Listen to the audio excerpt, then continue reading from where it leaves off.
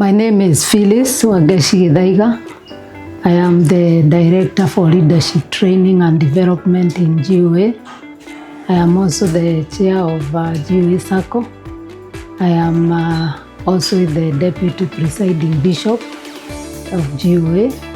I am excited to thank God as we celebrate 35 years of great impact in the work of the ministry through leadership training and development.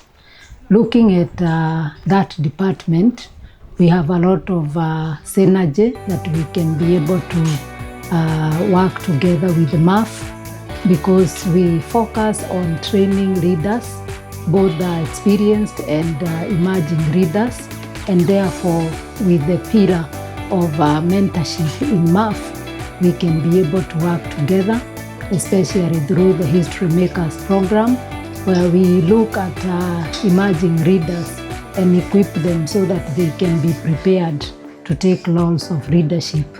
In the last 35 years, we have been able to impact 150,000 leaders around the ministry, and also in the Eastern and Southern Africa through International Leadership Institute, a program that focuses on equipping leaders to spread the gospel.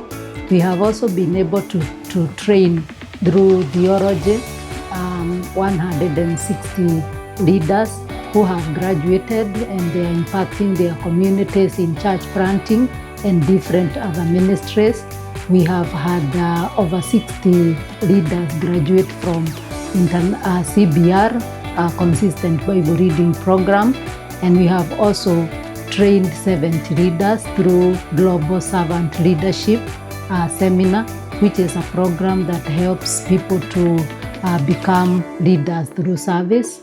And also we have been able to impact over 2,000 leaders through Heart for Minister Seminar, which is a ministry by Dr. Wayne Dorset that helps leaders to and pastors to be able to take care of their families as they serve the Lord.